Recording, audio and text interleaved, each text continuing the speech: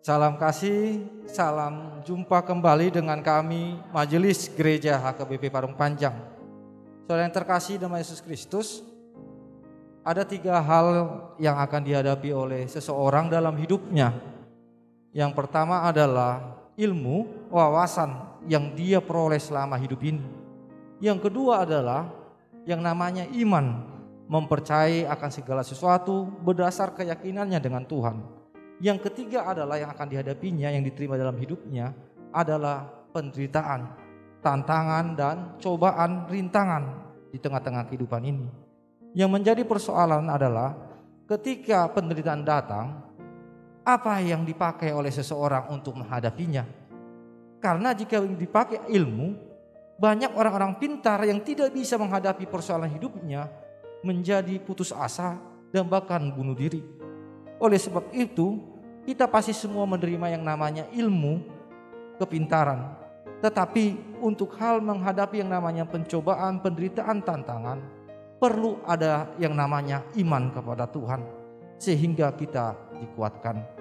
Berdasarkan itulah kami membuat renungan yang akan menguatkan saudara untuk menghadapi setiap persoalan-persoalan.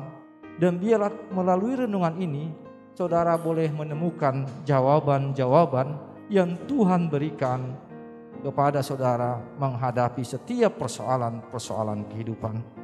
Selamat menikmati renungan yang disampaikan oleh majelis gereja ini, dan biar renungan ini menjadi berkat bagi kita, bagi gereja kita juga.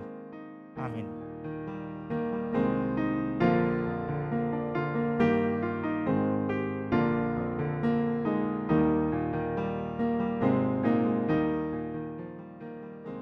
Selamat pagi, salam sehat untuk kita semuanya.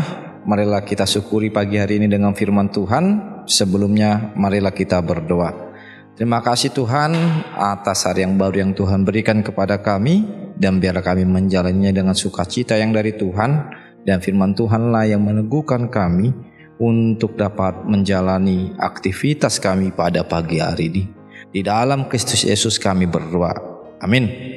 Saudara yang terkasih, firman Tuhan yang menyapa kita pada pagi hari ini tertulis dalam 2 Timotius 4 ayatnya yang kelima. Demikianlah firman Tuhan. Tetapi kuasailah dirimu dalam segala hal, sabarlah menderita, lakukanlah pekerjaan pemberita Injil, dan tunaikanlah tugas pelayananmu. Demikian firman Tuhan. Saudara yang terkasih, firman Tuhan yang menyapa kita pagi hari ini mengingatkan kita akan pernyataan kuasailah dirimu. Kemampuan menguasai diri pasti akan melahirkan tindakan. Salah satunya dalam nas ini adalah sabar menderita, bahkan bisa menyampaikan segala sesuatu dengan baik atau menunaikan tugas pelayanan dengan sangat baik. Tetapi sebaliknya, ketidakmampuan menguasai diri akan menghancurkan segala tindakan-tindakan yang disebutkan tadi.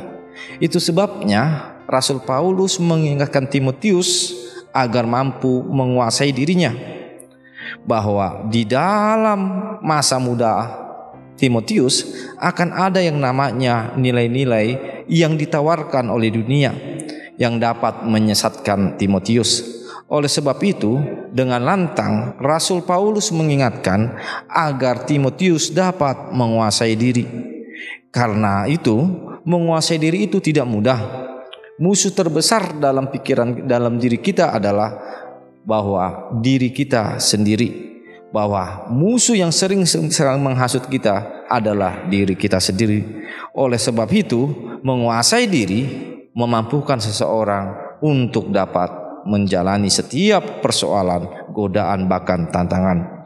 Saudara yang terkasih, dalam hal ini kita lihat bersama-sama dalam 2 Korintus 5 ayat 13 bagaimana Rasul Paulus mengatakan bahwa jika menguasai tindakan kita atau diri kita, kita bisa melawan diri kita. Oleh sebab itu Rasul Paulus mengatakan bahwa jika engkau berani melawan segala pikiran dan melakukannya kepada Kristus, berarti segala kehidupan akan dapat terkontrol. Beberapa hal yang dapat kita lihat bagaimana menguasai diri terletak dalam 3 hal yang bisa kita petik melalui firman Tuhan saat ini. Yang pertama, kuasailah pikiran kita. Di dalam pikiran, ketika kita berhasil menguasainya, akan menghasilkan tindakan-tindakan yang baik.